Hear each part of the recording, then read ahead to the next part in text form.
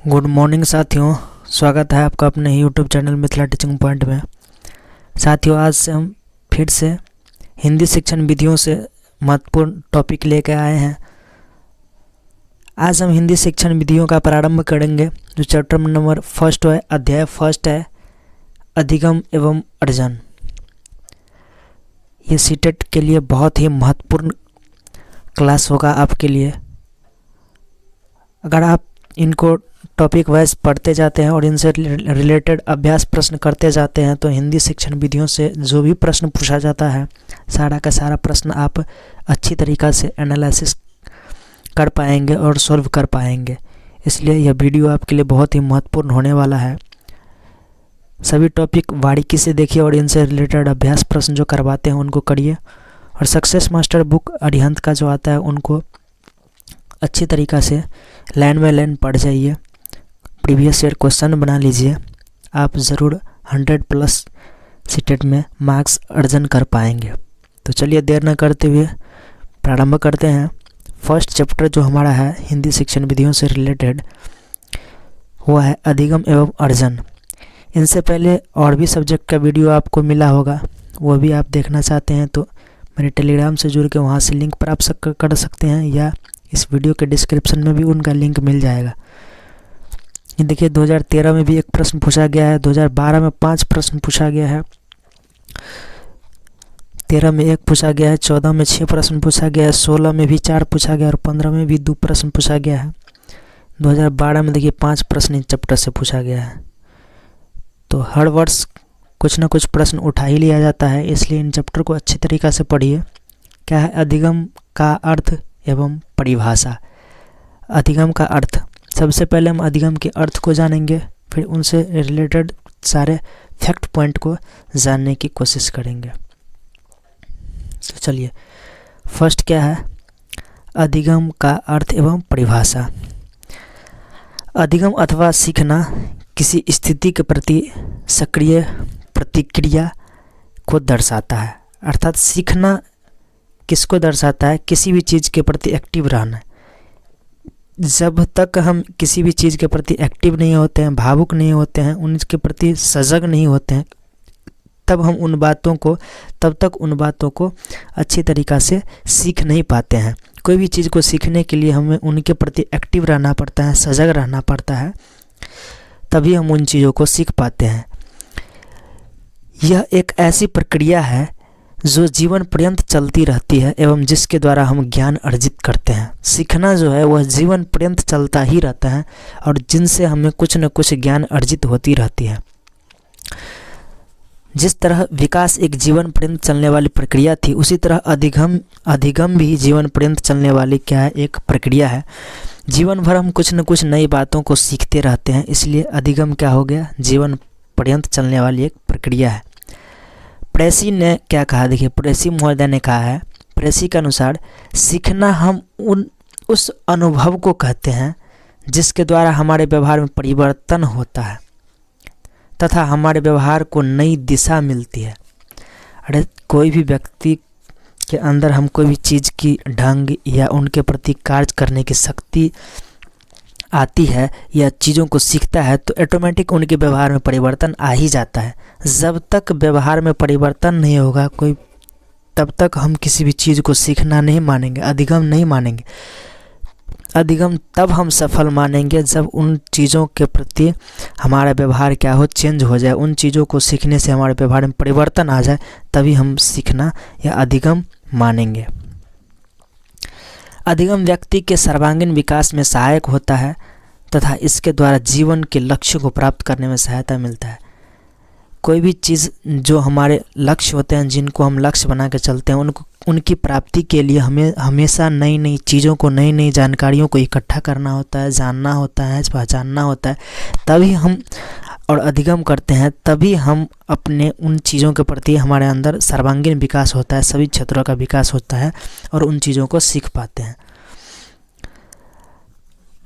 रटकर विषय वस्तु को याद कर लेना ही अधिगम नहीं कहा जा सकता है। यदि छात्र किसी विषय वस्तु को ज्ञान के आधार पर कुछ परिवर्तन करने एवं उत्पादन करने अर्थात ज्ञान को व्यवहारिक प्रयोग करने में सक्षम हो गया है हो तभी उसके सीखने की प्रक्रिया को अधिगम के अंतर्गत रखा जाता है। रटकर विषय वस्तु को याद कर लेना अधिगम नहीं है कि विषय वस्तु को हम याद कर लिए, एग्जाम क्वालिफाई कर लिए, ये अधिगम के अंतर्गत नहीं आता है, सीखने के अंतर्गत नहीं आता है।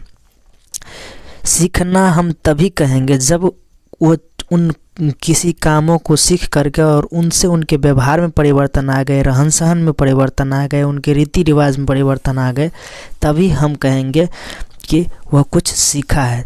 उन्हीं को अधिगम माना जाता है। अर्थात सीखे हुए ज्ञान से उनके व्यवहार में परिवर्तन लाना या उन चीज़ों को अपने व्यवहार में प्रयोग करना ही अधिगम कहलाता है। अधिगम के प्रकार हैं। देखिए अधिगम के प्रकार कौन कौन से हैं। क्रियात्मक अधिगम, पहला क्या है, क्रियात्मक अधिगम। मोटर लर्निंग क्या है।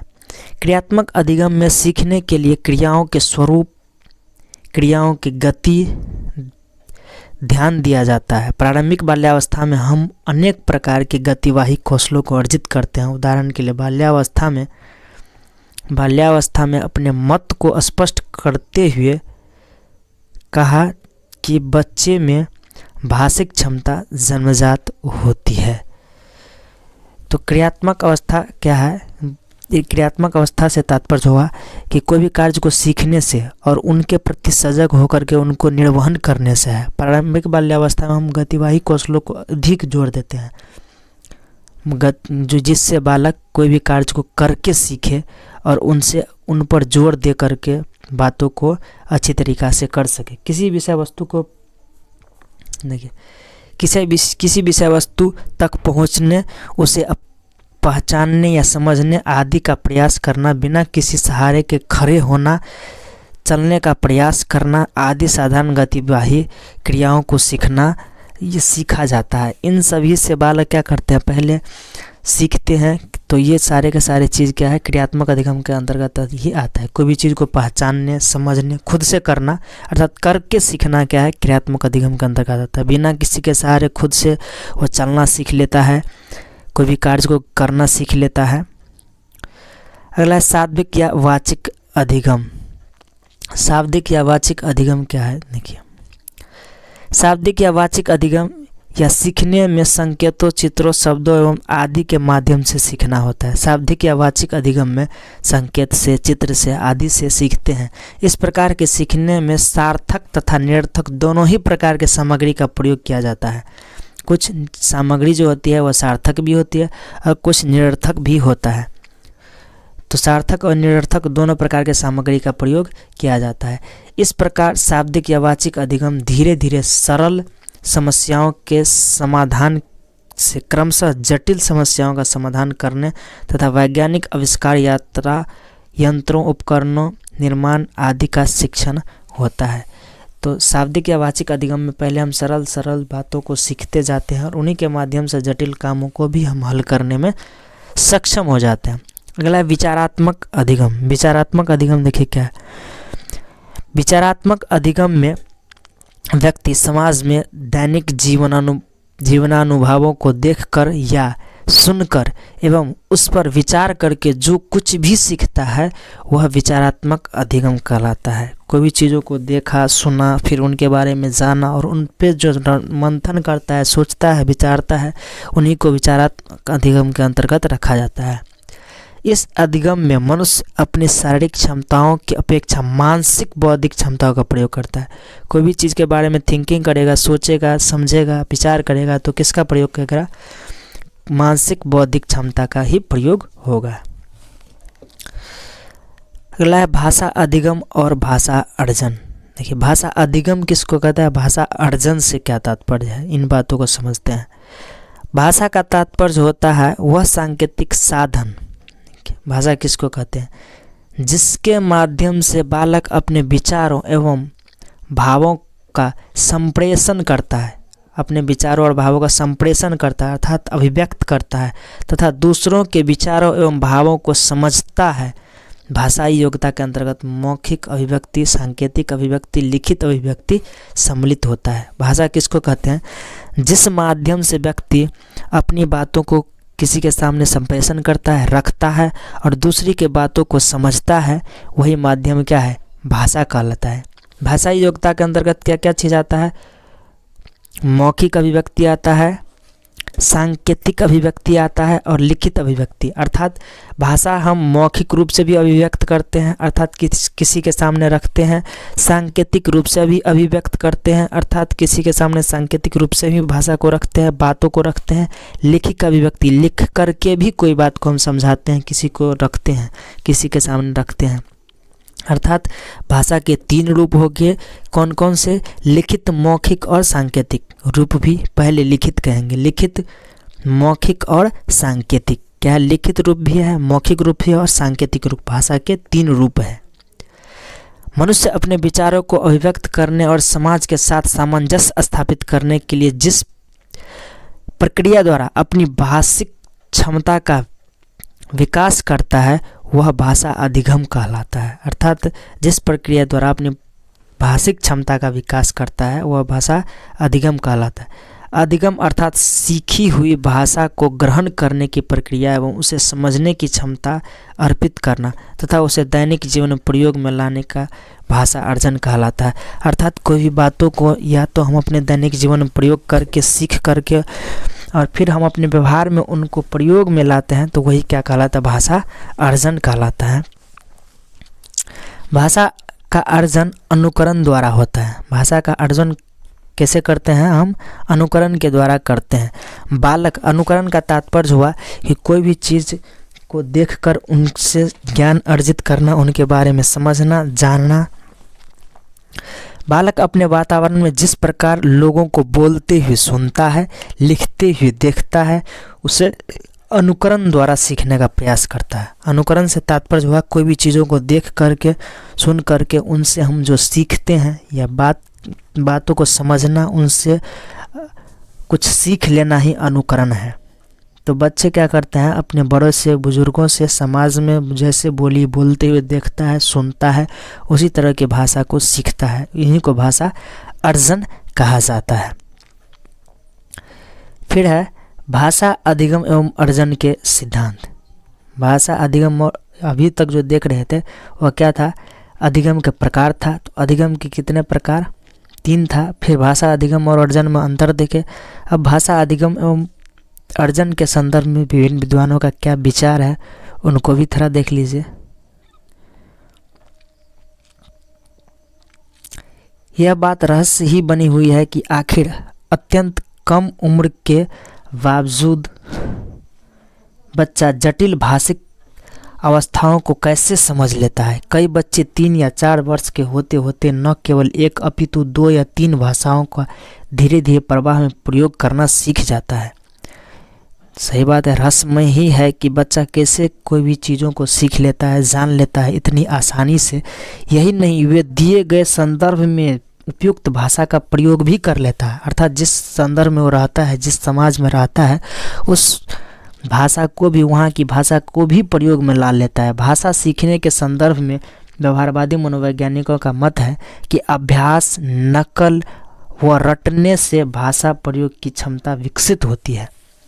व्यवहारवादियों का मानना है कि भाषा की क्षमता, भाषा का विकास बच्चों में कैसे होता है? अभ्यास के द्वारा, नकल के द्वारा और रटने के द्वारा। अभ्यास, नकल और रटने से क्या होता है? बच्चों में भाषा का विकास होता है। किसके द्वारा? अभ्यास के द्वारा, नकल के द्वारा और रटने से बच्चे में भाषा का विकास होता है। इसी कथन के संदर्भ में विभिन्न विद्वानों ने अपने विचार प्रस्तुत किए हैं। कौन कौन से विद्वान का क्या कहना है? देखिए, चॉम्स्की का भाषा के संदर्भ में बहुत ही बड़ा योगदान है। चॉम्स्की ने क्या कहा?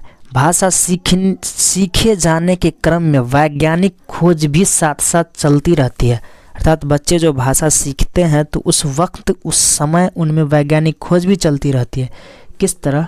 देखिए कि इस अवधारणा से आंकड़ों का अवलोकन, वर्गीकरण, संकल्पना, निर्माण, उसका सत्यापन अथवा असत्यापन और इस धारणा का शिक्षा शास्त्र के क्षेत्र में महत्वपूर्ण योगदान लिया जा सकता है।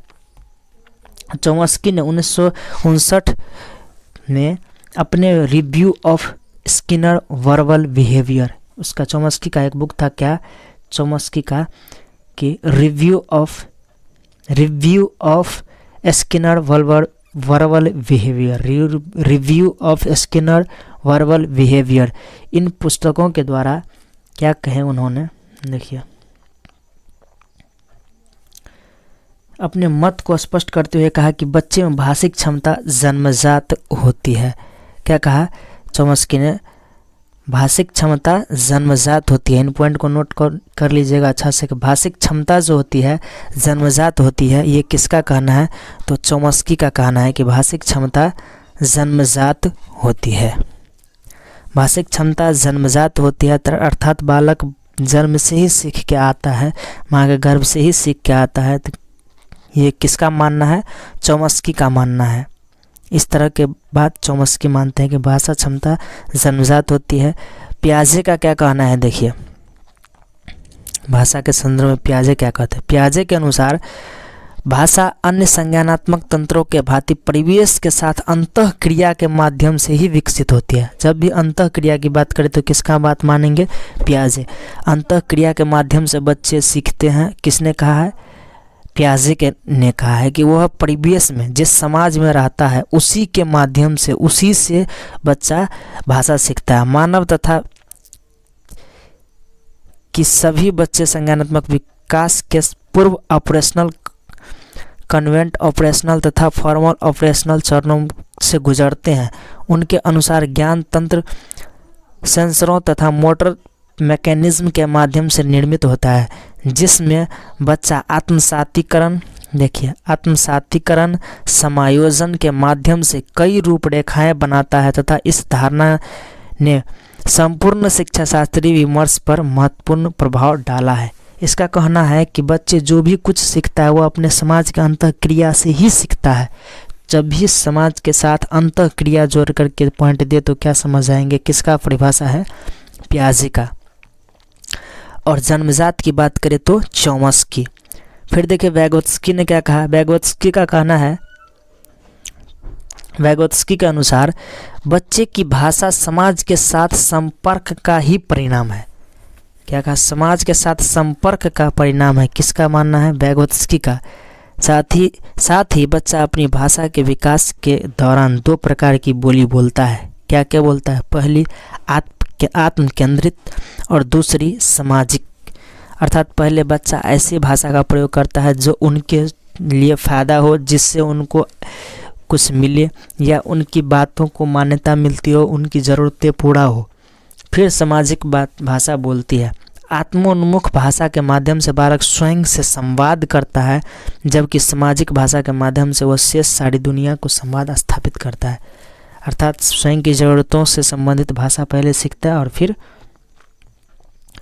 उनसे संबंधित अपनी बात, अगले सामाजिकता से संबंधित बातें या भाषा सीखता है। तो ये था, जब भी जन्मजात की बात करें भाषा जन्मजात होती है, अर्जित जन्मजात की बात करें तो चोम्स्की होगा, अंतःक्रिया समाज के साथ अंतःक्रिया पियाजे होगा, और समाज के साथ रहकर सीखना या भाषा समाज के संपर्क से जोड़कर सीखना वैगोत्स्की का मानना है।